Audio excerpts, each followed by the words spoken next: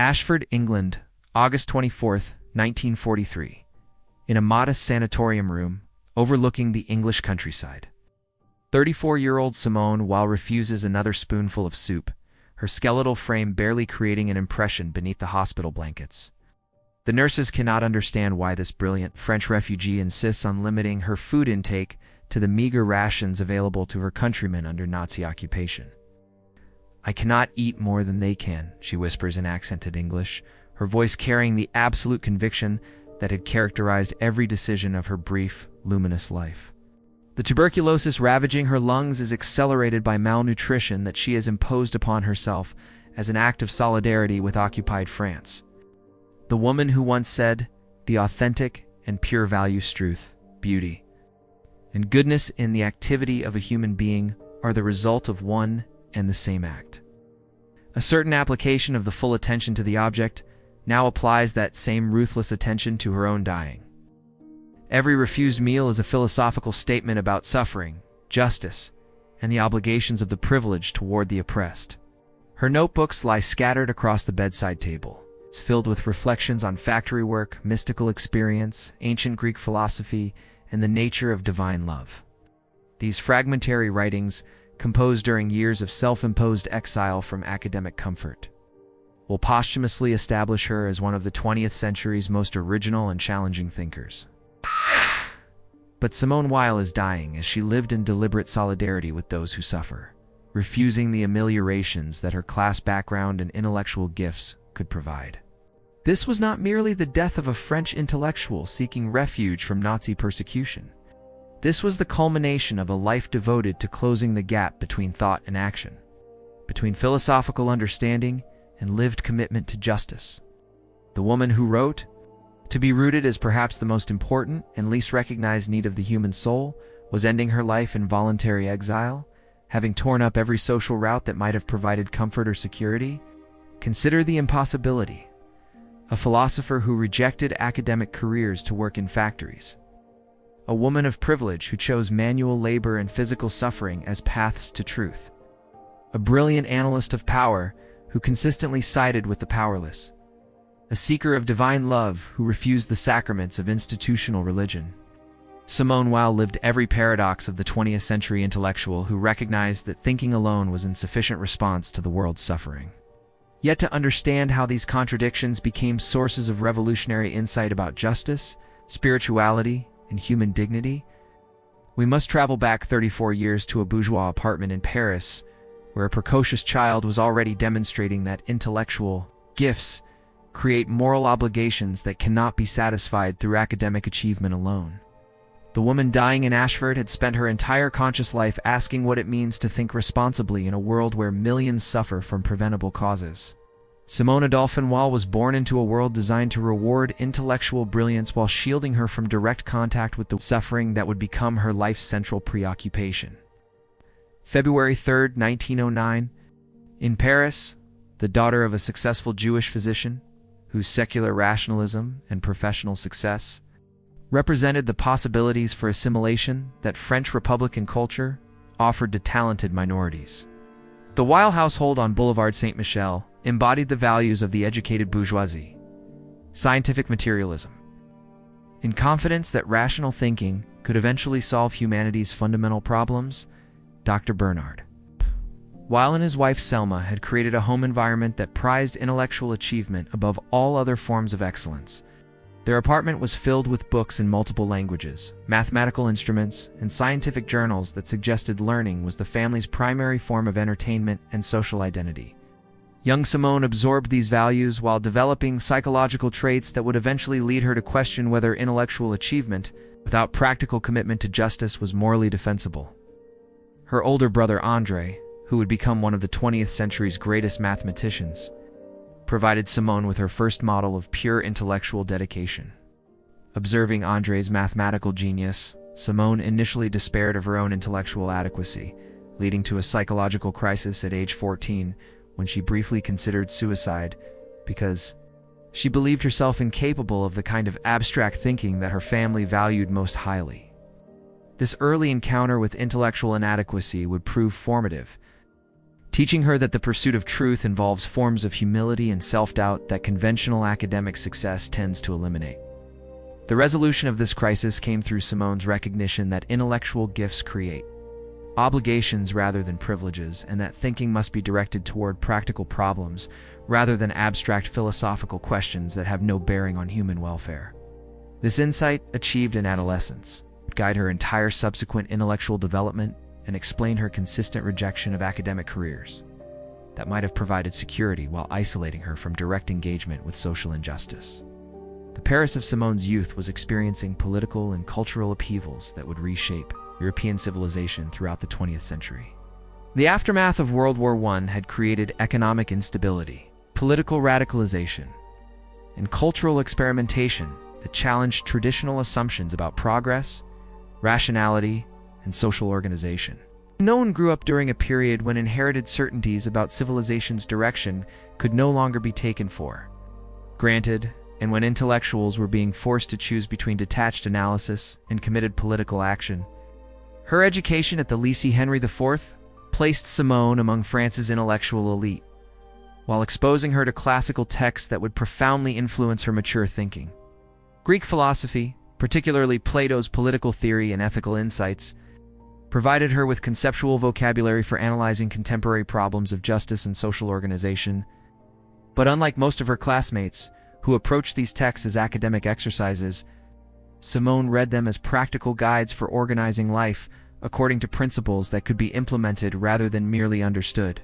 The École Normale Supérieure, France's most prestigious institution for training academic intellectuals, accepted Simone in 1928 after she demonstrated exceptional abilities in philosophy and classical literature. But her years at the ENS would prove profoundly alienating, as she discovered that academic philosophy was primarily concerned with theoretical problems that had little bearing on the political and economic crises affecting millions of people throughout Europe and its colonies. Simone's philosophical training under a Melagast chartier known as a Lang introduced her two traditions of critical thinking that emphasized the relationship between theoretical understanding and practical wisdom. Lane's approach to philosophy stressed the importance of analyzing contemporary political events using conceptual tools. It's derived from classical texts, but always with the goal of developing forms of understanding that could guide intelligent action rather than remaining content with purely theoretical insights. The economic depression that began affecting Europe during Simone's university years provided practical context for abstract philosophical discussions about justice, equality, and social organization. She observed unemployment, political radicalization, and cultural despair that academic philosophy seemed unable to address adequately. This experience convinced her that intellectual work must be evaluated based on its capacity to contribute to solutions for practical problems rather than its contribution to philosophical systems or academic reputations. Simone's encounters with Marxist theory during her student years provided her with analytical tools for understanding how economic systems create and perpetuate social injustice. But she remained skeptical of systematic ideological. Chapter 1. The prodigies burdened the apartment on Boulevard Saint-Michel, hummed with intellectual energy that seemed to transform every conversation into a philosophical seminar, and every family meal into an occasion for exploring ideas that most children would not encounter until university. 6-year-old Simone Weil absorbed concepts about mathematics, science, and literature with an ease that astonished her parents, while developing psychological traits that suggested she would never be satisfied with merely understanding ideas without implementing them in practical life. Dr. Bernard Weil's medical practice provided the family with financial security and social status within Parisian intellectual circles, but it also exposed Simone early awareness of human suffering that her privileged background might otherwise have shielded her from. Observing her father's interactions with patients, she learned that intellectual understanding of disease and injury was meaningless unless it was combined with practical efforts to alleviate pain and restore health. Andrew Weil's mathematical precocity created family dynamics that were both inspiring and psychologically challenging for his younger sister. By age 12, Andrew was already demonstrating gifts that would eventually place him among the greatest mathematicians of his generation. Simone observed her brother's intellectual achievements with admiration mixed with anxiety about her own capacity for abstract thinking. leading to psychological pressures that would eventually produce her adolescent crisis about intellectual adequacy. The Weil household's approach to education emphasized independent thinking and critical analysis rather than mere accumulation of factual knowledge. Simone was encouraged to question conventional wisdom and develop her own perspectives on complex issues. But this intellectual freedom came with implicit expectations that she would achieve distinction in whatever field she chose to pursue. The combination of intellectual opportunity and performance pressure created psychological conditions that would influence her entire subsequent development. Simone's early encounters with literature revealed unusual capacity for psychological insight and moral analysis that distinguished her from other intellectually gifted children. Reading novels and poetry, she demonstrated ability to understand how authors used literary techniques to explore ethical questions and social problems. This literary sensitivity would later influence her approach to philosophical writing, which combined analytical rigor with attention to aesthetic and emotional dimensions of intellectual experience. The family's secular Jewish identity provided Simone with cultural heritage that emphasized learning and social responsibility while maintaining distance from religious institutions and practices. The Weils approached their Jewish background as historical and cultural phenomenon rather than living religious tradition, creating conditions that would later enable Simone to explore Christianity without feeling that she was betraying family expectations or cultural loyalties. Simone's elementary education at local Parisian schools exposed her to children from different social backgrounds while reinforcing her sense of intellectual distinction. Teachers recognized exceptional analytical abilities combined with personality traits that suggested she would never be satisfied with conventional approaches to academic achievement. Her questions were often more sophisticated than the curricula could accommodate, requiring special attention that both nurtured her intellectual development and emphasized her difference from age peers. The outbreak of World War I, when Simone was 5 years old, provided her first direct experience of historical upheaval and social suffering on a massive scale. The war's impact on Parisian daily life, food shortages, military casualties, social disruption taught her that political events could transform individual existence in ways that no amount of intellectual sophistication could prevent or control. Simone's response to wartime conditions revealed early signs of the psychological patterns that would characterize her mature approach to social problems. Rather than accepting her family's protection from war's worst effects, she insisted on understanding how the conflict was affecting less privileged families and began developing forms of solidarity with those who were suffering more directly from political circumstances beyond their control. The mathematical and scientific discussions that dominated Weil family conversations provided Simone with training in logical reasoning and empirical analysis that would later influence her approach to philosophical and political questions. She learned to evaluate competing explanations based on evidence rather than authority, to identify hidden assumptions in apparently logical arguments, and to distinguish between theoretical elegance and practical utility. Dr. Weil's political views, which combined Republican patriotism with socialist sympathies, exposed Simone to early discussions of social justice and economic inequality that were uncommon in bourgeois households. These conversations introduced her to concepts about class conflict, colonial exploitation, and systemic oppression that would later provide foundation for her mature political analysis. Simone Weil's intellectual interests, which included literature, history, and cultural criticism, provided Simone with models for how women could achieve intellectual distinction in fields that were traditionally dominated by men. Observing her mother's engagement with complex ideas, Simone absorbed assumptions about gender equality that would enable her to pursue philosophical and political careers without questioning her fundamental right to intellectual authority.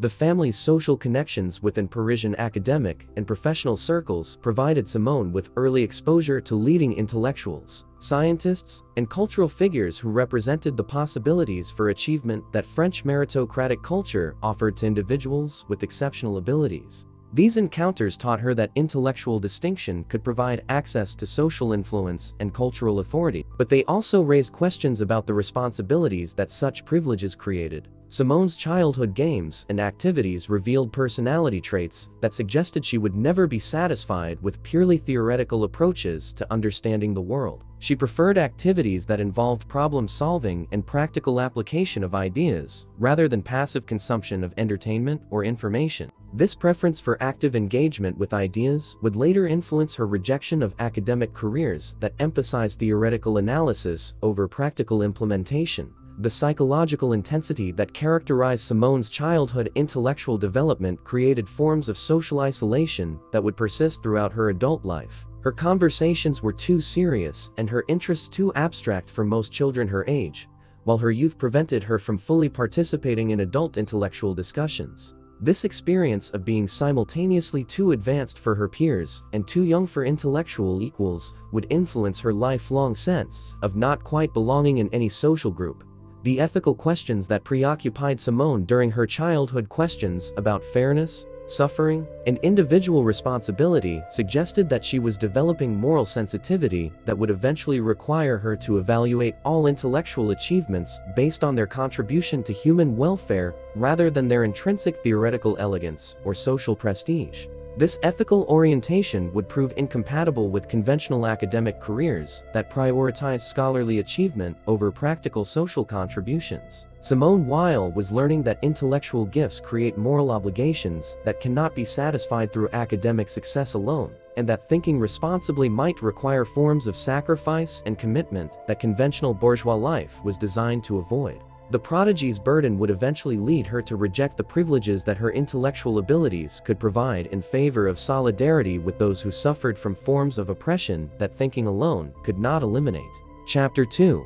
The Crisis of Genius. At 14, standing before the mirror in her family's apartment, Simone Weil contemplated suicide. With the same methodical precision she applied to mathematical problems. The immediate cause was her growing conviction that she lacked the intellectual genius she observed in her brother Ander, whose mathematical insights seemed to emerge from mental processes that she could not comprehend or replicate. The deeper cause was her early recognition that a life devoted to second-rate intellectual achievement would be morally unjustifiable in a world where millions suffered from preventable causes. This adolescent crisis, which lasted several months during 1923, represented Simone's first serious encounter with the psychological dynamics that would characterize her entire subsequent development. She approached her own potential intellectual inadequacy with the same ruthless honesty that she would later apply to analyzing social injustice and spiritual questions. If she could not achieve genuine intellectual distinction, she reasoned, her privileged background would become a source of moral burden rather than opportunity for meaningful contribution to human welfare.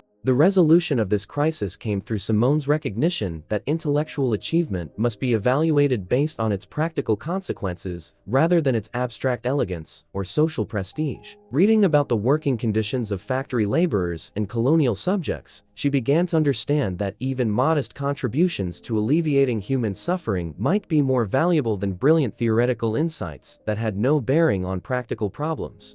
This realization redirected her intellectual ambitions toward social and political questions while maintaining her commitment to rigorous analytical thinking. Andery's mathematical genius, which had initially seemed to diminish Simone's own intellectual prospects, eventually provided her with a model for how thinking could be pursued with absolute commitment while maintaining humility about its ultimate significance. Observing her brother's approach to mathematical problems, Simone learned that authentic intellectual work required forms of attention and concentration that transcended personal ego and social recognition. This insight would later influence her mystical experiences and spiritual development. The psychological transformation that resulted from this crisis established patterns of thought and behavior that would characterize Simone's entire adult life. She learned to approach intellectual questions with passionate intensity while maintaining critical distance from her own achievements and insights. This combination of engagement and detachment would enable her to pursue philosophical investigations with exceptional rigor while avoiding the forms of intellectual pride that might have isolated her from practical concerns about social justice.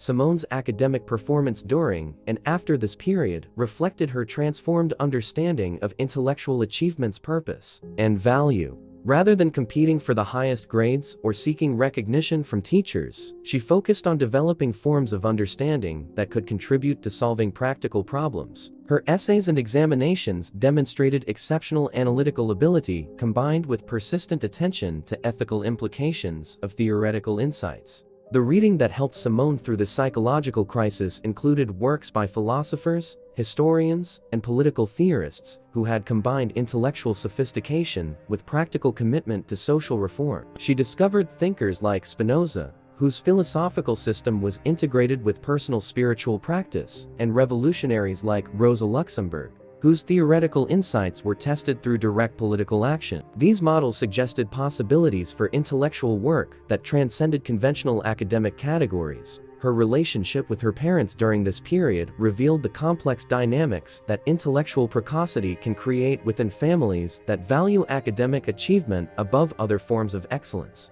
Dr. and Madame Weil recognized their daughter's exceptional abilities while struggling to understand psychological traits that seemed to make conventional success difficult for her to achieve or even desire. They provided emotional support while sometimes questioning choices that appeared to sacrifice practical advantages for abstract principles. The social implications of Simone's transformed intellectual priorities began emerging during her final years at the Lycée, as she developed friendships with classmates who shared her concerns about social justice while maintaining distance from peers whose primary interests involved conventional adolescent activities. These relationships provided her with early experience of the intellectual communities that would characterize her adult social life. Simone's encounters with her teachers during this period revealed how unusual her approach to learning had become. While other students focused on mastering curricula in order to achieve high examination scores, Simone treated assigned texts as starting points for independent investigations that often extended far beyond course requirements. Teachers recognized exceptional intellectual gifts, while noting personality traits that suggested she might find conventional academic careers unsatisfying. The philosophical questions that preoccupied Simone during her recovery from this psychological crisis included fundamental problems about the relationship between theoretical understanding and practical wisdom that would remain central to her mature work. She began developing approaches to philosophical thinking that emphasized the moral obligations created by intellectual insight while maintaining commitment to rigorous analytical methods derived from mathematical and scientific training. Her early attempts at creative writing during this period reflected her growing ability to combine analytical thinking with aesthetic sensitivity and moral concern. Essays and poems she composed as school assignments demonstrated unusual psychological penetration combined with literary sophistication that suggested she might eventually develop distinctive approaches to philosophical communication that transcended conventional academic prose. The political awareness that emerged from Simone's intellectual reorientation included growing recognition of the connections between her family's comfortable bourgeois lifestyle and the economic systems that created and perpetuated working-class suffering. This awareness would later motivate her decision to seek direct experience of industrial labor and her consistent rejection of privileges that her class background could provide. Simone's religious and spiritual interests, which had been minimal during her childhood, began developing during this period as she encountered philosophical and literary texts that suggested individual spiritual development might be essential for authentic social commitment. These early spiritual investigations were primarily intellectual rather than experiential, but they established foundation for the mystical experiences that would occur later in her life. The resolution of Simone's adolescent intellectual crisis established psychological patterns that would enable her to pursue authentic intellectual work while avoiding the forms of academic careerism and social climbing that might have satisfied her family's expectations. While betraying her own moral standards, she had learned that thinking responsibly required forms of commitment that might be incompatible with conventional measures of success. Simone Weil was discovering that intellectual gifts create moral obligations that cannot be satisfied through academic achievement alone,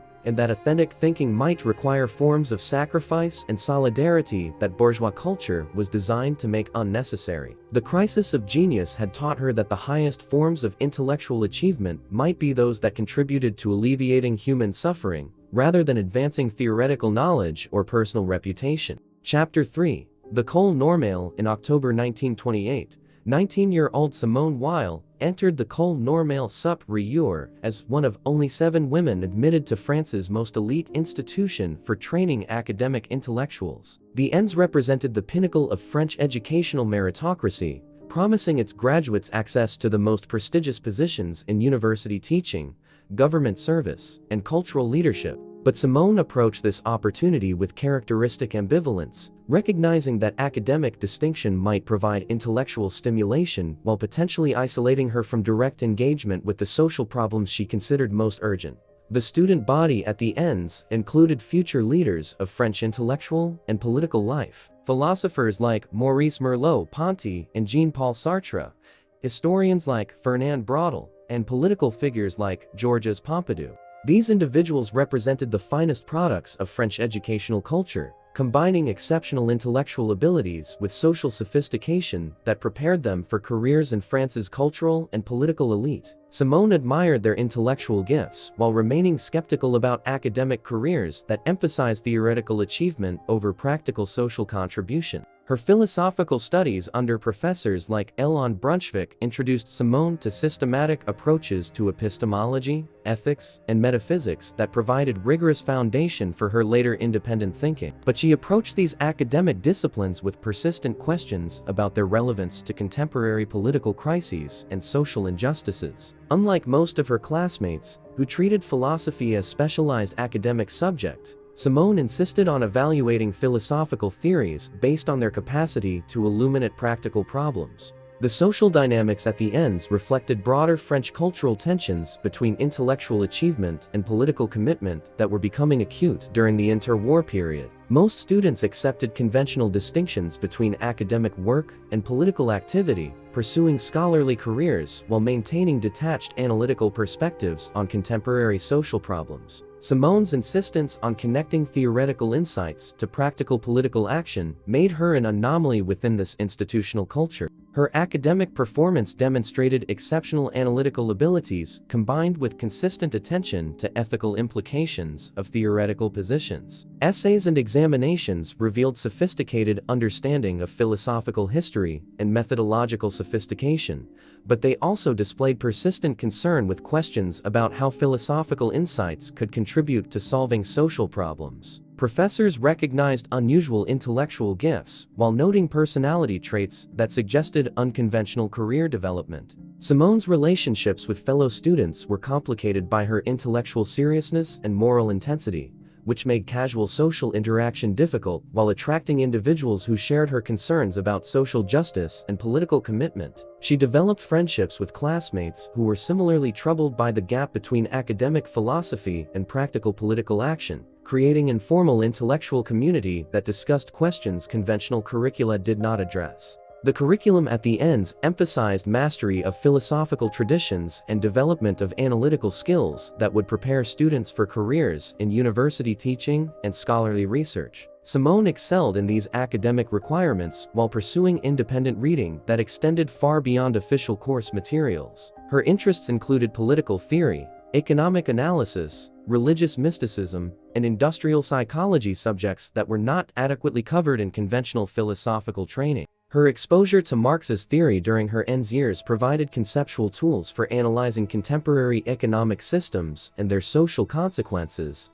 but she approached Marxism with the same critical independence she applied to all systematic ideological positions. She found Marx's economic analysis illuminating while remaining skeptical about revolutionary strategies that might reproduce authoritarian patterns they were designed to eliminate. The teaching methods at the ends, which emphasized critical analysis and independent thinking, provided Simone with intellectual tools that would prove essential for her later philosophical and political work. She learned to identify hidden assumptions in apparently logical arguments, to trace practical implications of theoretical positions, and to evaluate competing explanations based on evidence rather than authority. These skills would later enable her to develop original approaches to problems that conventional academic disciplines could not adequately address. Simone's growing political consciousness during her ends years was influenced by contemporary events that made abstract philosophical discussions seem inadequate responses to urgent social crises. The economic depression,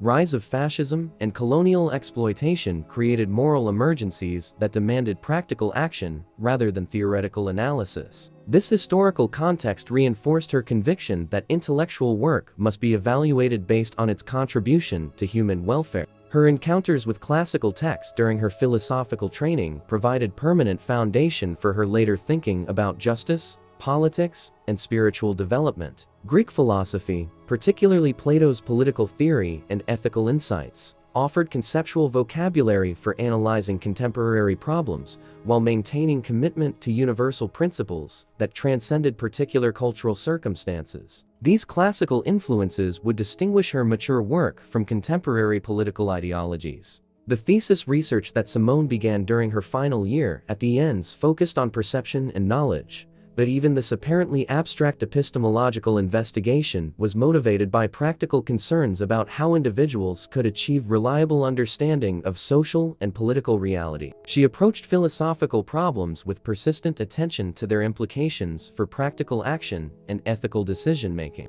Her professors' evaluations of Simone's academic work revealed recognition of exceptional intellectual gifts combined with uncertainty about her future career prospects. They noted her analytical sophistication and original insights, while expressing concern about personality traits that might make conventional academic advancement difficult. Her moral intensity and political commitments seemed incompatible with the detached scholarly approach that university careers typically required. The social connections that Simone developed during her ENS years included relationships with individuals who would become leading figures in French intellectual and political life, but she maintained characteristic independence from group loyalties and ideological commitments that might have facilitated career advancement. She preferred intellectual friendships based on shared commitment to rigorous thinking rather than social relationships designed to provide professional advantages. Simone's graduation from the ENS in 1931 marked the completion of conventional academic preparation while initiating a period of independence that would enable her to pursue authentic intellectual work without institutional constraints. She had acquired philosophical sophistication and analytical skills while maintaining moral commitments that would prevent her from accepting conventional academic careers that emphasize theoretical achievement over practical social contribution. The École Normale Supérieure had provided Simone Weil with intellectual tools and cultural credentials that could have facilitated distinguished academic career, but it had also confirmed her conviction that authentic thinking must be directed toward alleviating human suffering rather than advancing theoretical knowledge for its own sake. She emerged from France's elite educational system with exceptional philosophical preparation combined with political commitments that would make conventional scholarly success impossible to pursue with integrity. Chapter 4. Teacher and Revolutionary. In September 1931, 22-year-old Simone Weil began her first teaching position at the Lycée du Puy in the provincial town of Le Puy-en-Velay, carrying with her a suitcase full of philosophical texts and a determination to transform classroom education into practical training for thinking critically about social justice. The assignment represented her entry into the French educational system that had nurtured her own intellectual development, but she approached teaching with characteristic independence from institutional expectations about proper classroom behavior and academic priorities. Her students at Le Puy encountered a philosophy teacher unlike any they had previously experienced or would likely encounter again. Simone treated classroom discussions as opportunities for collaborative investigation of fundamental questions about justice, freedom, and human dignity rather than occasions for transmitting academic information about philosophical history. She assigned readings from contemporary political theorists alongside classical philosophical texts, requiring students to evaluate competing explanations for social problems rather than memorizing conventional interpretations. The pedagogical methods that Simone developed reflected her conviction that authentic education must engage students' moral consciousness as well as their intellectual abilities. Rather than lecturing about abstract philosophical concepts, she organized classroom discussions around concrete problems of economic inequality, political oppression, and social injustice that students could observe in their own communities. This approach made philosophical thinking personally relevant while maintaining rigorous analytical standards.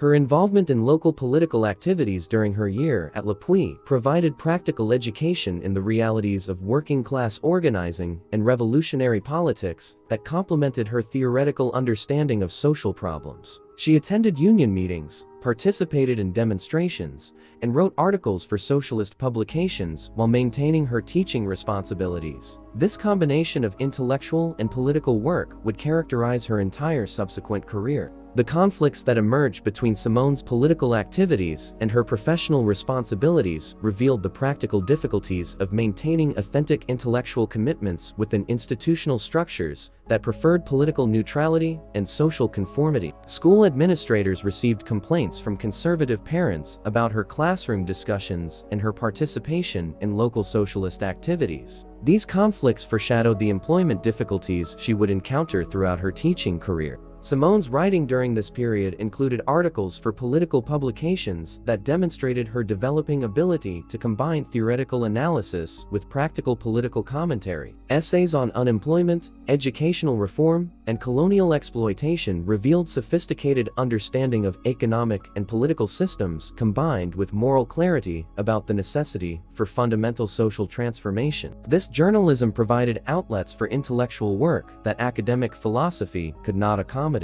Her personal lifestyle during the Lepuix year reflected growing commitment to solidarity with working-class families whose economic circumstances were far more precarious than her own middle-class background. Simone lived simply, donated significant portions of her salary to unemployed workers and their families, and sought direct contact with individuals who were suffering from economic depression's effects. These practices established patterns of voluntary poverty that would characterize her entire adult life. The intellectual investigations that Simone pursued during her free time at Lepuix included serious study of economic theory, labor history, and revolutionary politics that extended far beyond conventional philosophical curricula. She read Marx's economic writings, histories of trade union organizing, and contemporary analyses of fascism and capitalism. This reading provided foundation for the political insights that would distinguish her mature thinking from conventional academic philosophy. Her correspondence with family and friends during this period documented growing recognition that conventional academic careers might be incompatible with authentic commitment to social justice. Teaching provided opportunities for intellectual stimulation and modest social influence, but it also required forms of institutional compliance that might compromise her ability to speak truthfully about political and economic problems affecting her students' families.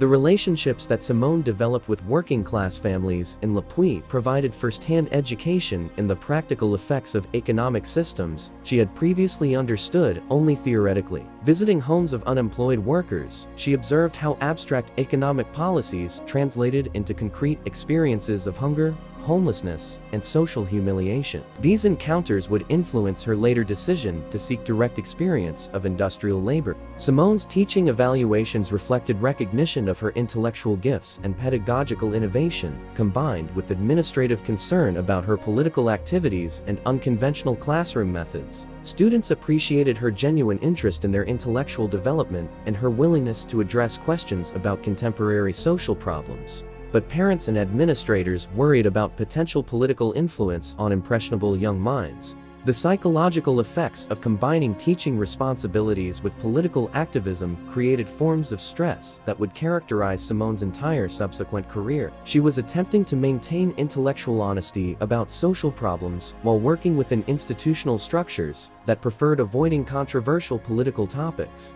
This tension required constant navigation between authentic commitment and practical necessity. Her participation in union organizing and political demonstrations provided education in collective action and revolutionary strategy that complemented her theoretical understanding of social transformation. Simone learned how individuals could work together to challenge institutional authority while discovering practical limitations of political movements that relied on ideological commitment rather than rigorous analysis of complex social problems. The articles and essays that Simone published during her Lepuix year demonstrated developing literary abilities that would later enable her to communicate complex philosophical insights to audiences beyond academic specialists. Her political journalism combined analytical precision with moral passion while maintaining stylistic clarity that made abstract ideas accessible to general readers. These writing skills would prove essential for her mature philosophical work. Simone's growing involvement in pacifist organizations during this period reflected developing convictions about the moral problems created by violence and coercion that would influence her later thinking about political strategy and revolutionary tactics. She began questioning whether social transformation achieved through violent means could produce authentic justice rather than merely replacing one form of oppression with another.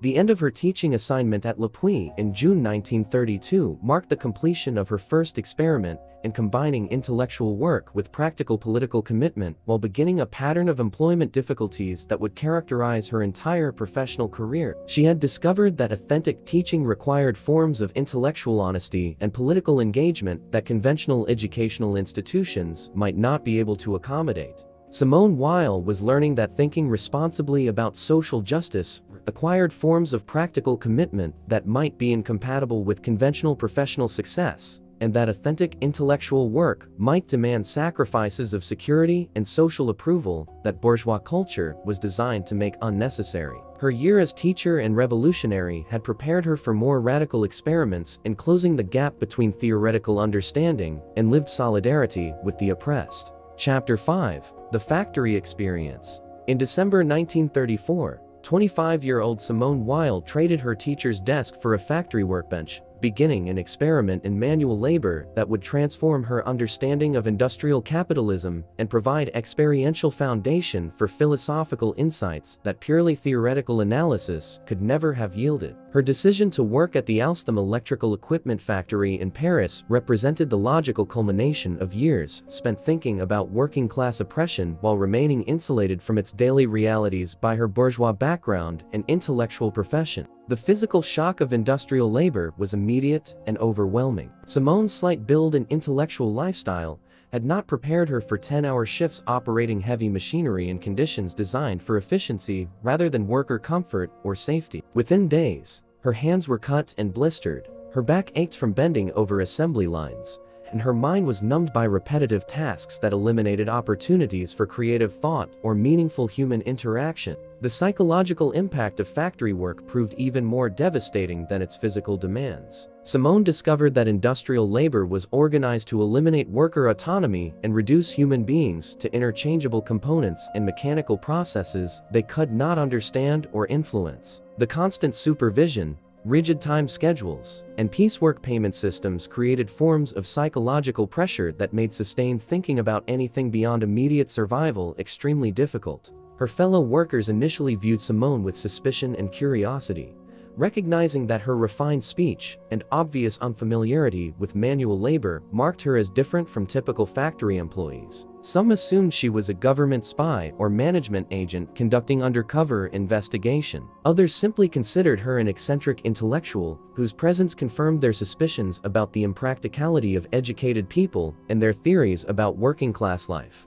Gradually, however, Simone's genuine commitment to sharing the burdens of industrial labor and respect from co-workers, who recognized her solidarity as authentic rather than sentimental. She insisted on performing the same tasks and accepting the same working conditions as regular employees, refusing special treatment that her unusual background might have facilitated. This insistence on equality established relationships based on shared experience of oppression rather than class difference. The daily routine of factory work provided Simone with first-hand education in the mechanisms through which capitalism transforms human labor into commodity that could be bought and sold according to market principles rather than human needs. She experienced directly how time and motion studies, piecework payments, and production quotas reduced workers to abstract units of productivity while eliminating consideration of their physical limitations, intellectual interests, or social relationships. Her notebooks from this period, written during brief rest periods and evening hours when exhaustion permitted, documented psychological effects of industrial labor that academic analyses of capitalism had not adequately captured. She observed how factory work created forms of mental fatigue and spiritual demoralization that extended far beyond physical tiredness, affecting workers' capacity for family relationships, political engagement, and personal development. The economic vulnerability that Simone experienced as a factory worker provided crucial insights into how capitalism maintains social control through financial insecurity rather than just physical coercion. Living on industrial wages, she discovered how constant worry about rent, food, and basic necessities eliminated mental energy for political organizing or cultural activities while making workers dependent on employers whose interests were fundamentally opposed to their own. Her relationships with supervisors and managers revealed the psychological dynamics of industrial authority that operated through humiliation and arbitrary power, rather than technical expertise or rational organization. Simone observed how workplace hierarchies created opportunities for petty tyranny while teaching workers to accept subordination as natural rather than questioning systems that reduced them to passive objects of management control.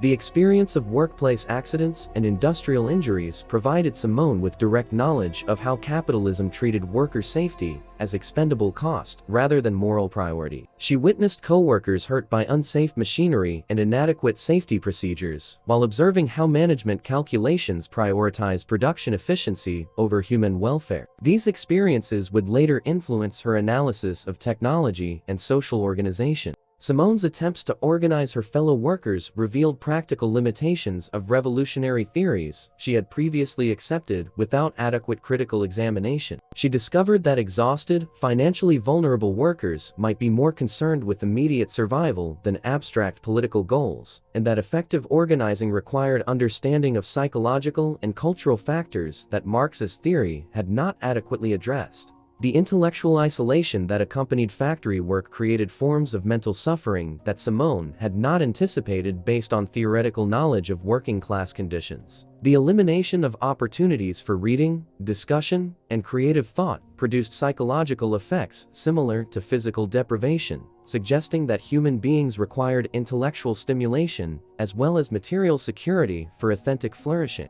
Her health began deteriorating under the combined pressures of industrial labor, inadequate nutrition, and psychological stress that factory work imposed on someone whose physical constitution had not been prepared for such demands. Chronic headaches, digestive problems, and extreme fatigue made even minimal intellectual work increasingly difficult, while confirming her understanding of how capitalism consumed workers' bodies as well as their labor. The spiritual dimensions of Simone's factory experience included growing recognition that industrial labor created forms of degradation that extended beyond economic exploitation to fundamental questions about human dignity and authentic existence. She began understanding how modern industrial society threatened not just material welfare, but spiritual development that required forms of attention and reflection that factory work made virtually impossible. The writings that emerged from Simone's factory experience, including essays on industrial labor and working-class consciousness, demonstrated how personal engagement with social problems could generate insights unavailable through conventional academic research methods. Her analyses of workplace organization,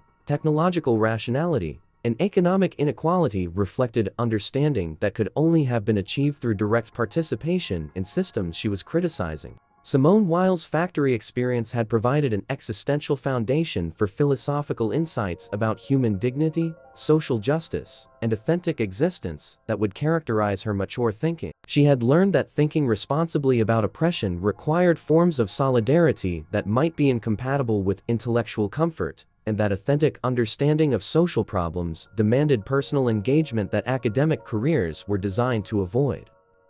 Chapter 6. Spain and the Limits of Revolution. In August 1936, 27-year-old Simone Weil crossed the Pyrenees into Spain carrying a rifle she had never fired and revolutionary convictions that would be tested by her direct encounter with Civil War's realities. The Spanish conflict represented everything she had theoretically supported: workers and peasants defending democratic institutions against fascist military rebellion, international solidarity, confronting nationalist ideology, and social revolution, challenging capitalist exploitation. Yet her brief participation in the anarchist militias would shatter her remaining illusions about political violence and collective action. The journey to Catalonia was motivated by Simone's conviction that intellectual commitment to social justice required practical engagement with historical events that might determine the future of European civilization. Franco's military uprising against the Spanish Republic created moral emergency that demanded response from individuals who claimed to support democratic values and working-class interests. For Simone, remaining safely in France, while Spanish workers fought for principles she advocated, would have represented intellectual and moral cowardice.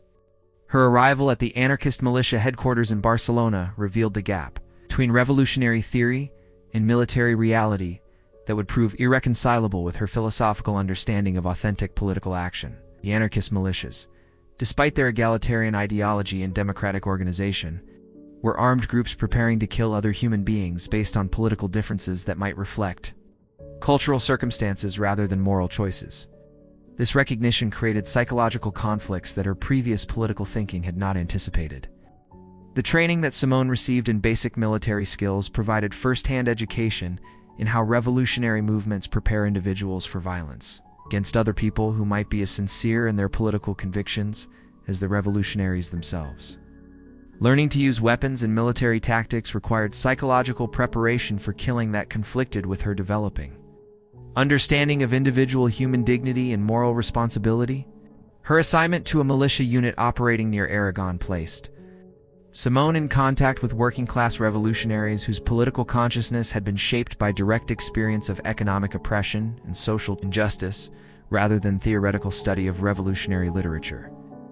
These individuals brought authenticity and moral clarity to their political commitments, while sometimes lacking analytical sophistication that might have prevented strategic mistakes and ideological confusion. The daily reality of military life revealed practical problems with anarchist political organization that theoretical discussions had not adequately addressed. Democratic decision-making processes that worked effectively in peaceful political contexts became sources of dangerous confusion and delay when applied to military situations requiring rapid, coordinated responses to enemy actions. The contradiction between anarchist ideology and military necessity created persistent tensions within the militia units. Simone's direct observation of revolutionary violence included witnessing executions of captured fascist soldiers and civilian supporters whose political allegiances had been determined by circumstantial evidence rather than careful investigation. These killings troubled her deeply because they suggested that revolutionary movements might reproduce the same disregard for individual human life that characterized the oppressive systems they were designed to eliminate. The accident that ended Simone's military service stepping into a pot of boiling oil while preparing food for her unit provided dramatic conclusion to an experience that was already creating fundamental changes in her political thinking. The physical injury was less significant than the psychological relief she felt at having an excuse to leave military service without appearing to abandon her comrades for ideological reasons. Her return to France, after only a few weeks in Spain, was accompanied by growing recognition that political violence might be incompatible with authentic commitment to human dignity and social justice. The Spanish experience had revealed contradictions in revolutionary theory that could not be resolved through better analysis or more sophisticated strategy, but reflected fundamental problems with using coercive means to achieve moral goals. The essays that Simone wrote about her Spanish experience demonstrated intellectual honesty about political disillusionment that distinguished her from most intellectuals who supported the Republican cause. Rather than concealing doubts about revolutionary violence or rationalizing moral compromises that political effectiveness seemed to require, she explored conflicts between political means and ethical ends that her direct experience had revealed.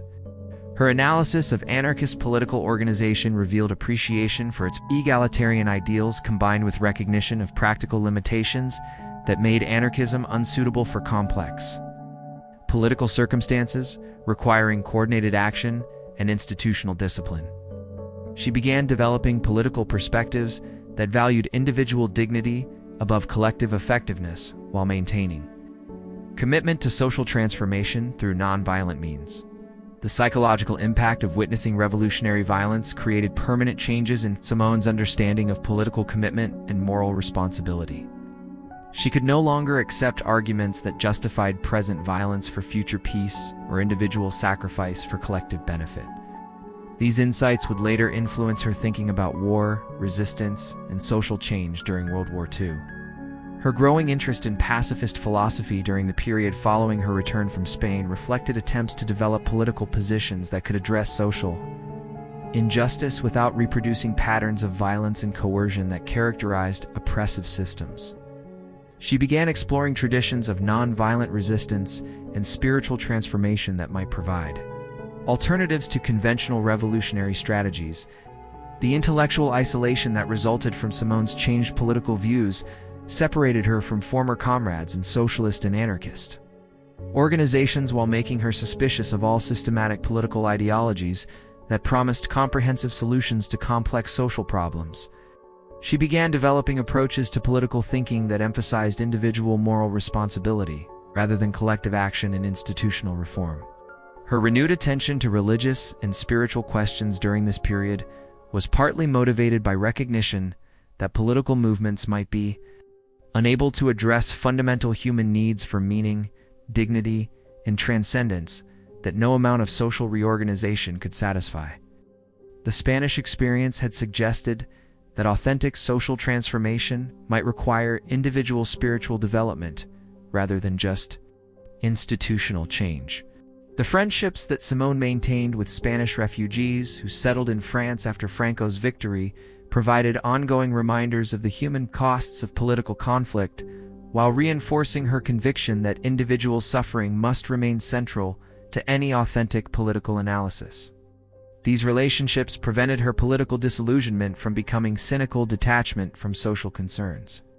Simone Weil's Spanish experience had taught her that thinking responsibly about political action required recognition of moral limits that revolutionary ideologies typically ignored, and that authentic commitment to social justice might be incompatible with political effectiveness as conventionally understood. She had discovered that the means used to achieve social transformation might be more important than the goals that justified those means, and that individual moral integrity might take precedence over collective political success.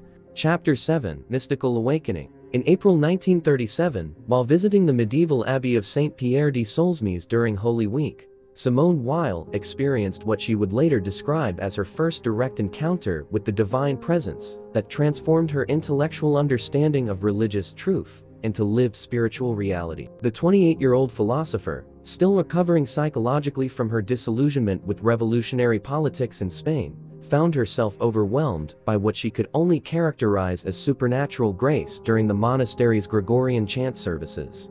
The visit to Solesmes was initially motivated by Simone's scholarly interest in medieval religious art and music rather than personal spiritual seeking. Her intellectual curiosity about how historical communities had expressed religious consciousness through aesthetic creation had led her to study Romanesque architecture and liturgical music as cultural phenomena worthy of analytical investigation. She approached the monastery as a researcher rather than a pilgrim, expecting to observe interesting historical artifacts rather than encountering living spiritual reality. The impact of participating in the monastic liturgy exceeded anything that Simone's philosophical training had prepared her to understand or evaluate. The combination of ancient Latin texts, Gregorian melodies, and architectural spaces designed to facilitate contemplative experience created psychological conditions that enabled what she later described as immediate recognition of divine presence that transcended rational analysis while remaining intellectually coherent. Her notebooks from this period documented attempts to understand mystical experience using conceptual vocabulary derived from philosophical and psychological analysis, but she also acknowledged that direct spiritual awareness involved forms of knowledge that could not be adequately expressed through conventional academic language. This recognition would later influence her approach to religious writing, which combined rigorous analytical thinking with acknowledgement of truth's experiential dimensions. The headaches that had plagued Simone since childhood reached exceptional intensity during her stay at Solesmes, creating physical suffering that she began to understand as potentially meaningful rather than merely pathological. The combination of physical pain and spiritual awareness suggested connections between bodily experience and mystical consciousness that her previous materialistic assumptions had not anticipated. Her encounters with a young English Catholic at Solesmes, who introduced her to metaphysical poetry by George Herbert and other religious writers, provided literary gateway to Christian mystical tradition that she had previously known only through historical study. Reading Herbert's poetry, particularly Love I, produced additional mystical experiences that convinced her that authentic religious consciousness could be communicated through artistic expression as well as direct spiritual practice. The theological questions that emerged from Simone's mystical experiences included fundamental problems about the relationship between divine grace and human freedom that had preoccupied Christian thinkers for centuries. Her background in philosophical analysis enabled her to understand intellectual dimensions of these questions, while her direct spiritual experience provided existential urgency that academic theology typically lacked. Her return to Paris following the Solsmes retreat was accompanied by ongoing mystical experiences that occurred during private prayer and meditation, rather than formal religious services. She discovered that spiritual awareness could be cultivated through sustained attention and contemplative practice that required forms of mental discipline similar to philosophical analysis, but directed toward transcendent rather than purely rational objects. The conflict between Simone's mystical experiences and her continued inability to accept institutional Christianity created psychological tensions that would characterize her remaining years. She felt drawn to Christian spiritual practice while remaining critical of church history,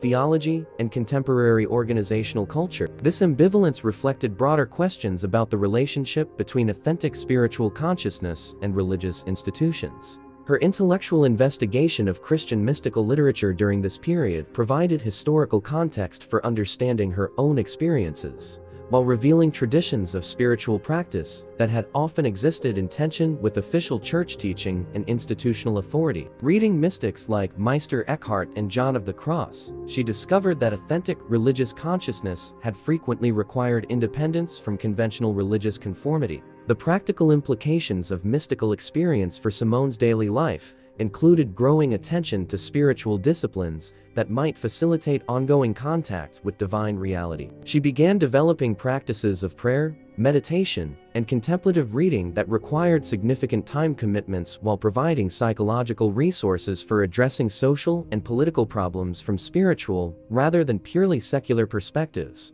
Her relationships with friends and family during this period were complicated by attempts to communicate mystical insights that had no adequate vocabulary in her previous intellectual discussions. The secular rationalism that had characterized Weil family culture made religious language difficult to employ without seeming to abandon intellectual honesty and critical thinking that had always been essential to their relationships. The writing that emerged from Simone's mystical awakening included attempts to develop philosophical approaches to religious questions that could maintain intellectual rigor while acknowledging spiritual dimensions of human experience that rationalistic analysis could not adequately address. These essays represented innovations in religious philosophy that influenced subsequent development of mystical theology and spiritual psychology. Her growing attention to religious art, music, and literature reflected recognition that aesthetic experience might provide pathways to spiritual awareness that were more accessible than systematic theological study. She began understanding how creative expression could communicate religious insights that analytical thinking alone could not achieve, while requiring forms of attention and contemplative practice similar to prayer and meditation. The political implications of Simone's mystical experiences included growing recognition that authentic social transformation might require spiritual resources that secular revolutionary movements could not provide. She began exploring connections between individual spiritual development and collective commitment to social justice, while remaining critical of religious institutions that might exploit spiritual needs for political purposes. The psychological integration of mystical awareness with intellectual analysis created forms of understanding that transcended conventional distinctions between rational and intuitive knowledge, while maintaining commitment to critical thinking and empirical investigation. Simone learned to approach ultimate questions using multiple forms of consciousness that could complement rather than contradict each other. Simone Weil's mystical awakening had provided experiential foundation for religious insights that would transform her understanding of justice, suffering, and human dignity, while creating obligations for spiritual development that were as demanding as her previous political commitments. She had discovered that thinking responsibly about ultimate questions might require forms of contemplative practice that academic philosophy was not designed to accommodate. Chapter 8.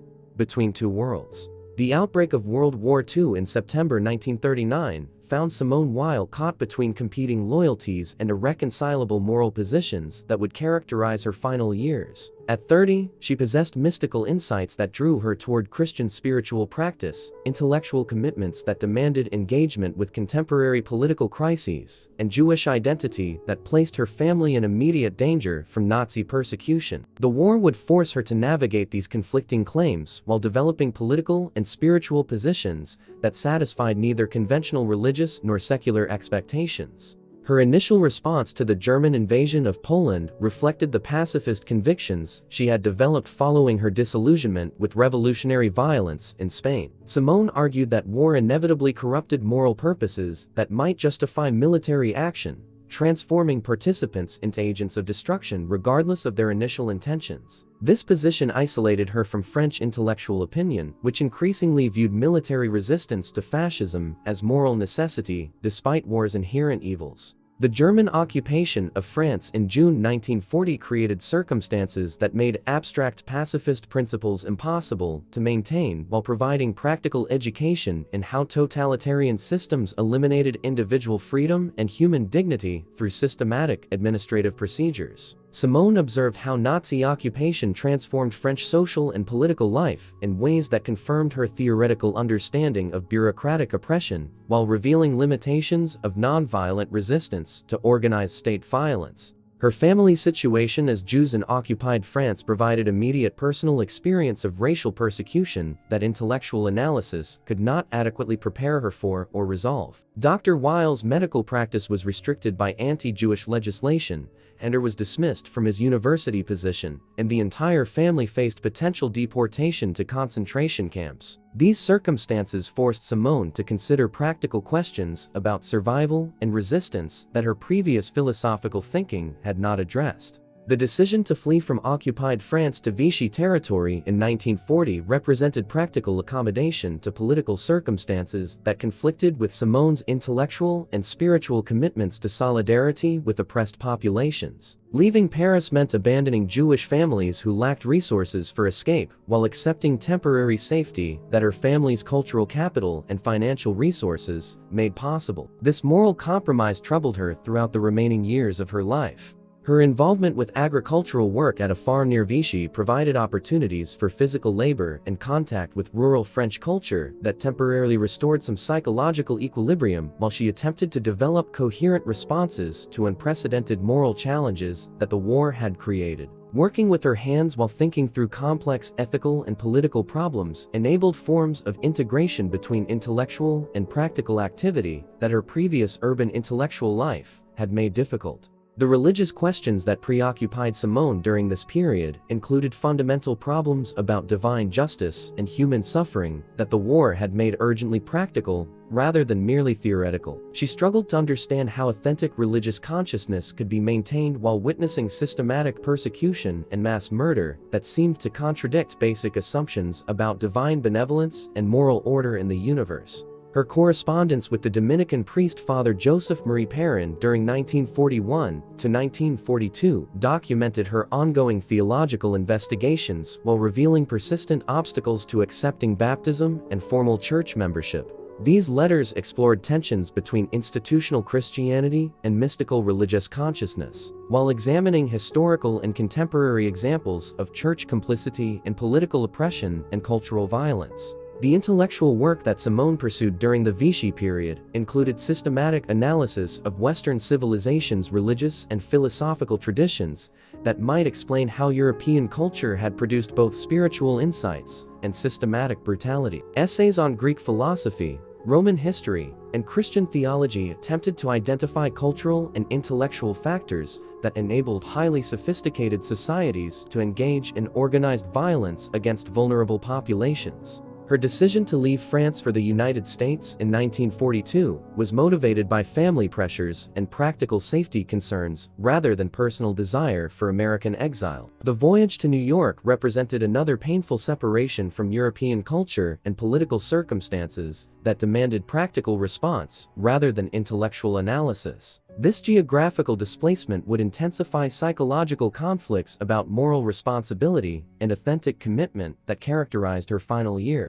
The months in New York from June to November 1942 were marked by desperate attempts to find meaningful work that could contribute to Allied war efforts while maintaining intellectual honesty about violence and political action. Simone applied for dangerous assignments with French resistance organizations while acknowledging philosophical objections to military action that might have disqualified her for effective political work. Her writing during the American period included essays on political theory and spiritual development that attempted to synthesize mystical insights with practical analysis of contemporary political problems. These works explored possibilities for social reconstruction following the war's conclusion, while examining connections between individual spiritual development and authentic political commitment that might prevent future conflicts. The personal isolation that characterized Simone's experience in New York reflected broader alienation from American culture and political assumptions that she found difficult to accept or understand. The material prosperity and cultural optimism that characterized wartime American society seemed disconnected from European experience of systematic oppression and moral catastrophe that she considered essential background for authentic political thinking. Her persistent efforts to secure assignment with Free French organizations in London represented desperate attempts to find practical outlets for intellectual and spiritual commitments that American exile had made abstract and ineffective. She viewed work with resistance organizations as necessary response to moral obligations created by her educational privileges and intellectual insights, despite philosophical objections to violence and political action. The approval of her transfer to London in November 1942 provided temporary resolution of psychological conflicts about moral responsibility and practical commitment, while creating new problems about how intellectual work could contribute to immediate political objectives. Her final months would be devoted to developing political and spiritual insights that could provide foundation for post-war social reconstruction. Simone Weil's wartime experience had taught her that thinking responsibly about ultimate questions required acceptance of tragic circumstances that could not be resolved through intellectual analysis or spiritual practice alone, and that authentic moral commitment might demand practical choices that violated philosophical principles while remaining necessary responses to historical emergencies that transcended individual preferences and abstract ethical systems. Chapter 9. The London Writings. In December 1942, Simone Weil arrived in war-torn London carrying with her a briefcase full of philosophical manuscripts and a determination to contribute meaningfully to Allied victory, despite her persistent moral objections to violence and political coercion. Her assignment to Charles de Gaulle's Free French organization represented the culmination of months of desperate efforts to find practical outlets for intellectual commitments that American exile had made seem abstract and ineffective. Yet, the work she would produce during her final months would focus not on immediate military objectives, but on fundamental questions about social reconstruction and spiritual renewal that post-war Europe would need to address. Her office in the Free French headquarters on Hill Street placed Simone in contact with resistance organizers, government officials, and military planners who were devoted to defeating Nazi Germany while preparing for political challenges that victory would create. These individuals combined practical political skills with patriotic commitments that Simone admired, while remaining skeptical about nationalist ideologies and conventional approaches to international relations that might reproduce conditions leading to future conflicts. The memoranda that Simone wrote for Free French leaders demonstrated her attempts to connect immediate political objectives with longer-term goals for social transformation that might prevent recurrence of fascist movements and international warfare. Her analyses of colonial policy, economic reconstruction, and educational reform reflected understanding that military victory alone would be insufficient for creating just social orders that could maintain peace while protecting individual dignity and cultural diversity. The Need for Roots, the book-length manuscript that occupied most of Simone's intellectual energy during her London months, represented her most comprehensive attempt to diagnose spiritual and cultural conditions that had enabled fascism to achieve political success, while proposing practical measures for social reconstruction based on authentic human needs, rather than abstract political theories or economic ideologies. The analysis of uprootedness that provided the work's central theme drew on Simone's factory experience, her observations of rural French culture, and her mystical insights to identify spiritual hunger as a fundamental human need that modern industrial societies had failed to address. She argued that individuals and communities required stable cultural connections to local traditions, meaningful work, and transcendent purposes that purely secular political movements could not provide.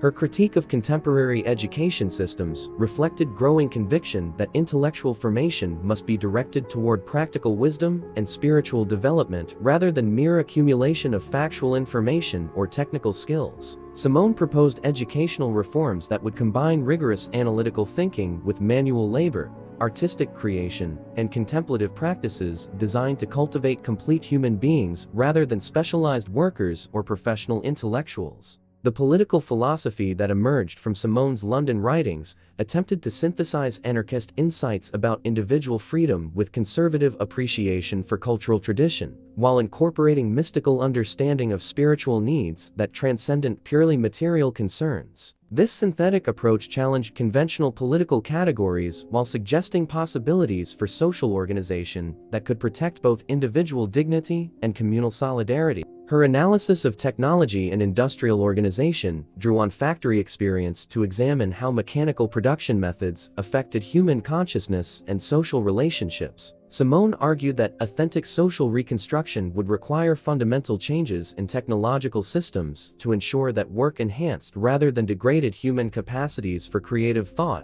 moral development, and spiritual growth. The religious dimensions of Simone's political thinking during this period reflected attempts to identify universal spiritual principles that could provide foundation for social organization without requiring acceptance of particular theological doctrines or institutional religious authority. She explored connections between mystical consciousness and political commitment while examining how authentic spiritual development might contribute to just social arrangements. Her correspondence with friends and family during the London period documented growing physical exhaustion and psychological isolation that resulted from attempting to maintain intellectual productivity while adapting to wartime conditions and organizational demands that left little time for personal reflection or spiritual practice. The stress of combining practical political work with abstract intellectual investigation began affecting her health in ways that would prove ultimately fatal. The essays on workers' education and cultural reconstruction that Simone wrote for French resistance publications demonstrated her continuing commitment to connecting intellectual insights with practical educational and political reforms. These writings reflected understanding that social transformation required changes in consciousness as well as institutional arrangements, and that authentic cultural renewal might be more important than political reorganization for achieving lasting social improvement.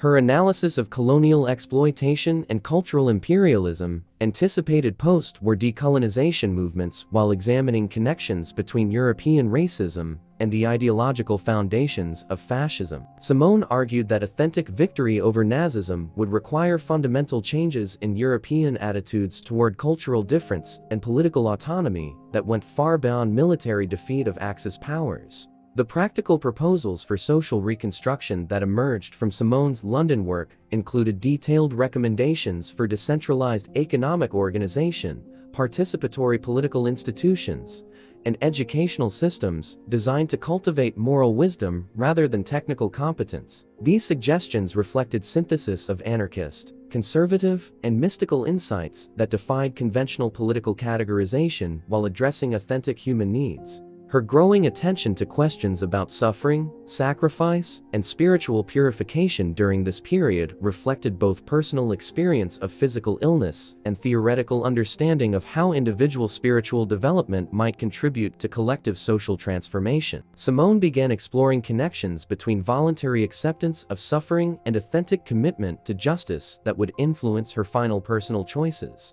The isolation that characterized Simone's final months in London resulted partly from language barriers and cultural differences that made communication with British colleagues difficult, but also from intellectual and spiritual commitments that separated her from conventional approaches to political work and social analysis. She found herself increasingly alone with insights that seemed essential for post-war reconstruction, but impossible to communicate effectively to practical political organizers. The manuscripts that Simone left unfinished at her death included systematic investigations of Greek philosophy, Christian mysticism, and political theory that might have provided a comprehensive foundation for alternative approaches to social organization and spiritual development. These fragmentary works suggested intellectual projects that could have occupied years of additional research and writing if circumstances had permitted their completion. Simone Weil's London writings represented her final attempt to synthesize mystical insights, political analysis, and practical wisdom into coherent vision for social reconstruction that could address spiritual as well as material needs of post-war European civilization. She had learned that thinking responsibly about social transformation acquired integration of contemplative practice with political commitment, but she had also discovered that such integration demanded forms of personal sacrifice that might be incompatible with sustained intellectual productivity and physical survival. Chapter 10. The Ethics of Attention. During her final months in London, Simone Weil developed what would become one of her most influential philosophical contributions, a comprehensive theory of attention as both spiritual practice and ethical foundation that could transform individual consciousness while providing a basis for authentic political commitment and social justice. This concept, which emerged from her mystical experiences, factory work, and political disillusionment, represented her mature understanding of how thinking could be directed toward truth in ways that enhanced rather than diminished human compassion and moral sensitivity. The philosophical foundations of Simone's attention theory drew on her classical education, particularly Platonic epistemology, and its emphasis on intellectual ascent toward ultimate reality, but modified these traditional approaches through insights gained from mystical experience and direct engagement with social oppression. She understood attention not as purely intellectual activity, but as integration of rational analysis, emotional receptivity, and spiritual openness that could enable authentic understanding of complex reality. Her analysis of prayer as paradigmatic form of attention provided concrete examples of how consciousness could be disciplined to transcend ego-centered concerns while remaining focused on truth rather than personal satisfaction or social recognition. Simone argued that authentic prayer involved waiting in receptive silence for truth to reveal itself, rather than attempting to manipulate divine reality according to personal desires or theological preconceptions. The educational implications of attention theory challenge conventional pedagogical methods that emphasized information transmission and skill development rather than cultivating students' capacity for sustained, selfless focus on objects of study. Simone proposed teaching approaches that would train attention through careful observation of mathematical problems, literary texts, and natural phenomena, while eliminating competitive pressures that encourage intellectual pride rather than authentic learning. Her analysis of factory work as systematic destruction of human attention revealed how industrial capitalism deliberately eliminated workers' capacity for sustained thought and creative engagement with their environment. The noise, speed, and repetitive character of machine production created psychological conditions that made contemplative awareness impossible while reducing workers to mechanical functions within technological systems they could not understand or influence. The political dimensions of attention theory provided foundation for Simone's critique of ideological thinking and mass political movements that demanded emotional commitment rather than careful analysis of complex social reality. She argued that authentic political action required forms of attention that could perceive individual suffering behind abstract categories, while resisting sentimental responses that might obscure practical requirements for effective intervention. Her exploration of attention in artistic creation and aesthetic experience revealed how creative work could become spiritual practice when directed toward truth, rather than personal expression or social recognition. Simone analyzed how great artists achieved selfless attention to their subjects that enabled them to reveal aspects of reality that self-conscious intellectual analysis could not discover or communicate effectively. The connections between attention and compassion that Simone explored represented psychological observations rather than merely ethical recommendations, suggesting that sustained focus on reality necessarily produced emotional responses of care and responsibility for what was observed. This understanding challenged conventional distinctions between intellectual and emotional life, while providing foundation for ethics based on accurate perception rather than abstract moral principles. Her analysis of mathematical thinking as training for spiritual attention drew on personal experience with intellectual rigor to suggest how abstract reasoning could become contemplative practice when pursued with appropriate motivation and methodology. Simone argued that mathematical problems required forms of sustained concentration that were essentially similar to prayer, while providing objective standards for evaluating mental clarity and logical precision. The theological implications of attention theory included exploration of how human consciousness could become receptive to divine grace, through disciplines that eliminated ego-centered concerns while maintaining intellectual honesty and critical thinking. Simone's approach to mystical experience emphasized emptying consciousness of personal preoccupations rather than seeking special spiritual states or supernatural phenomena. Her practical recommendations for cultivating attention included specific exercises in observation, reading, and reflection that could be integrated into daily life, without requiring retreat from social responsibilities or practical commitments. These practices were designed to enhance,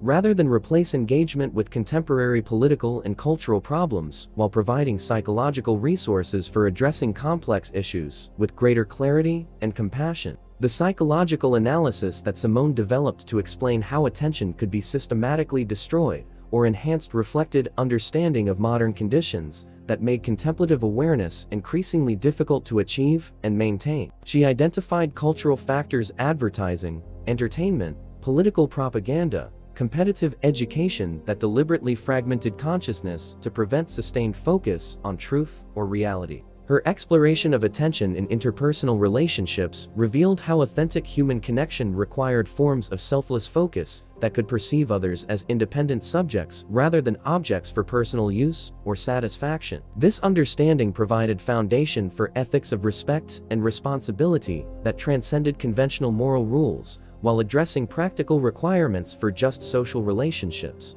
The scientific implications of attention theory suggested how empirical investigation could become spiritual practice when motivated by genuine desire for truth, rather than professional advancement or technological application. Simone argued that authentic science required forms of humility and receptiveness that were essentially similar to prayer, while maintaining commitment to rigorous methodology and objective verification. Her analysis of historical and social awareness as products of disciplined attention challenged conventional approaches to cultural criticism and political analysis that emphasized ideological interpretation rather than careful observation of actual conditions and their effects on human consciousness and social relationships. She proposed methods for studying social phenomena that could avoid both sentimental romanticism and cynical detachment. The literary applications of attention theory provided framework for understanding how great writers achieved insights into human nature and social reality that systematic analysis could not duplicate or replace. Simone explored connections between contemplative awareness and artistic creation, while examining how literary attention could contribute to moral education and spiritual development. Simone Weil's ethics of attention represented her most mature philosophical achievement, synthesizing mystical insights with intellectual rigor to create practical approaches to spiritual development that could be pursued within contemporary social circumstances, while contributing to authentic political commitment and cultural renewal. She had discovered that thinking responsibly about ultimate questions required forms of consciousness that transcended conventional distinctions between rational and contemplative awareness, while remaining grounded in accurate perception of actual conditions affecting human welfare and dignity. Chapter 11. The Refusal of Rome. Throughout her final years, Simone Weil found herself drawn ever more powerfully toward Christian spiritual practice, while remaining unable to accept baptism and formal church membership that her deepening religious consciousness seemed to demand. This paradox, which created ongoing psychological tension and disappointed friends who witnessed her obvious spiritual development, reflected fundamental theological and historical objections to institutional Christianity that her mystical experiences had intensified rather than resolved. Her refusal of Rome represented not spiritual failure, but intellectual integrity about religious questions that conventional theology could not adequately address. The theological problems that prevented Simone's conversion to Catholicism included the Church's historical claims to exclusive access to divine truth and salvation that seemed to contradict both mystical experience and moral reasoning. She could not accept doctrines that condemned millions of sincere religious seekers to eternal punishment based on accidents of birth, cultural circumstances, or intellectual limitations that had prevented them from accepting particular theological formulations or institutional authorities. Her extensive correspondence with Father Joseph Marie Perrin documented detailed explorations of Catholic doctrine and church history that revealed both profound spiritual affinity and irreconcilable intellectual difficulties. Simone's letters combine deep respect for Christian mystical tradition with devastating criticism of institutional practices and theological positions that seem to violate fundamental moral principles about justice, compassion, and human dignity. The historical analysis that supported Simone's rejection of formal church membership included careful examination of Christian persecution of religious minorities, intellectual suppression, and political accommodation to oppressive social systems. She argued that institutional Christianity had repeatedly betrayed its own highest spiritual insights through collaboration with state violence, cultural imperialism, and economic exploitation that contradicted New Testament teachings about love and justice.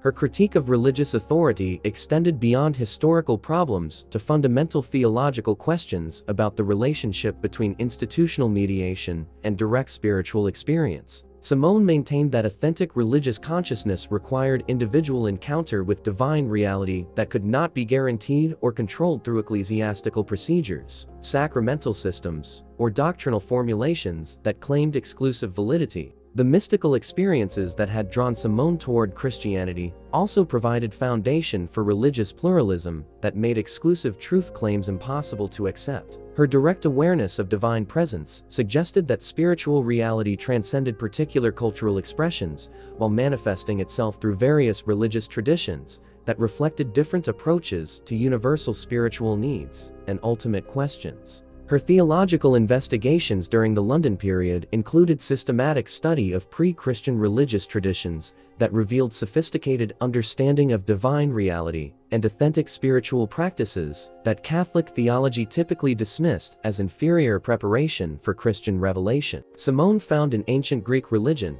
Eastern mysticism, and various folk traditions spiritual insights that seemed as profound as anything in Christian literature. The practical implications of Simone's religious position included attempts to develop forms of Christian spiritual practice that could be pursued outside institutional frameworks while maintaining connection to ecclesiastical community through informal relationships and intellectual engagement. She participated in liturgical services and theological discussions while refusing sacraments that would have required acceptance of doctrinal positions she considered false or morally problematic.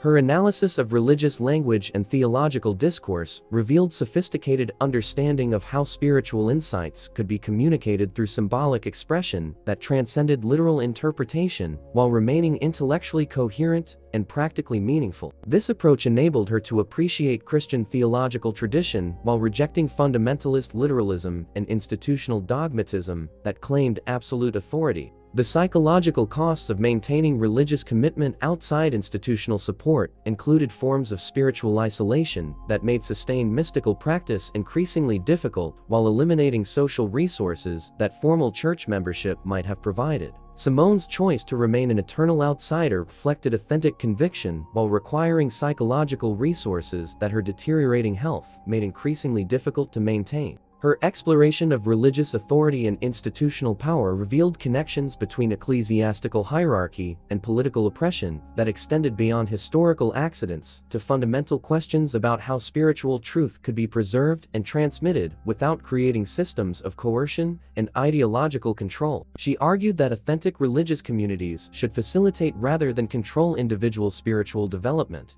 The ecumenical implications of Simone's religious position anticipated developments in inter-religious dialogue and theological pluralism that would emerge decades after her death. Her appreciation for multiple religious traditions combined with rigorous intellectual analysis of their differences provided foundation for approaches to comparative religion that could acknowledge both diversity and underlying unity without compromising intellectual honesty or spiritual authenticity. Her theological writings during the final months explored possibilities for Christian identity that could be maintained through spiritual practice and intellectual commitment rather than institutional affiliation or sacramental participation. These investigations suggested alternative approaches to religious community that might avoid historical problems with ecclesiastical power while preserving essential spiritual insights and practices. The influence of Simone's religious position on subsequent theology and spiritual development included contributions to liberation theology, mystical practice, and religious philosophy that emphasized experiential rather than doctrinal approaches to divine truth. Her integration of social justice concerns with contemplative practice provided models for engaged spirituality that influence both Christian and non-Christian religious movements. The personal significance of Simone's refusal of formal church membership reflected deeper questions about the relationship between individual spiritual development and collective religious identity that would characterize modern religious consciousness. Generally, her choice to remain perpetually on the threshold represented not failure to achieve religious commitment, but an alternative approach to spiritual authenticity that honored both mystical experience and intellectual integrity. Her final writings on religious questions explored connections between spiritual purification and social transformation that suggested individual mystical development and authentic political commitment might be mutually supportive rather than competing claims on human attention and energy. This integration represented her mature understanding of how contemplative practice could enhance, rather than diminish, practical engagement with social justice concerns. Simone Weil's refusal of Rome demonstrated that thinking responsibly about religious questions might require forms of spiritual commitment that transcended institutional frameworks while maintaining connection to living religious traditions through intellectual engagement and contemplative practice. She had discovered that authentic religious consciousness might be incompatible with conventional approaches to church membership while remaining genuinely Christian in its spiritual orientation and practical implications. Chapter 12.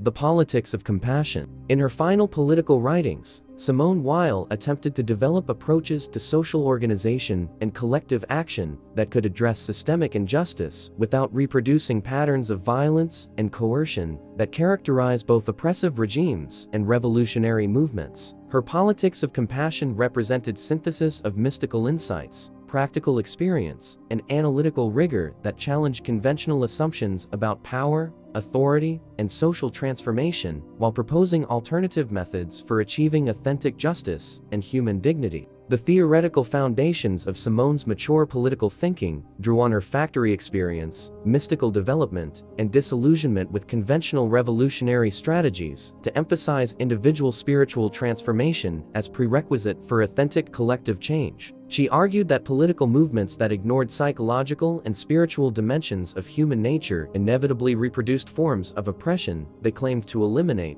regardless of their ideological sophistication or strategic effectiveness. Her analysis of power and authority revealed fundamental distinctions between legitimate influence based on wisdom, competence, and moral development, and illegitimate domination that relied on violence, manipulation, and systematic deception. Simone proposed political arrangements that could facilitate authentic leadership while preventing accumulation of coercive power that enabled systematic oppression of individuals and communities. The economic dimensions of her political philosophy included detailed proposals for decentralized production, worker participation in management decisions, and technological development that would enhance rather than degrade human capacities for creative work and intellectual development. These recommendations reflected understanding that economic systems necessarily affected consciousness and moral development, as well as material welfare. Her critique of nationalism and cultural imperialism anticipated post-war decolonization movements while examining psychological mechanisms through which group identity could become source of aggression against others rather than foundation for authentic cultural development. Simone argued that healthy communities required balance between local solidarity and universal human sympathy that conventional political ideologies typically failed to achieve.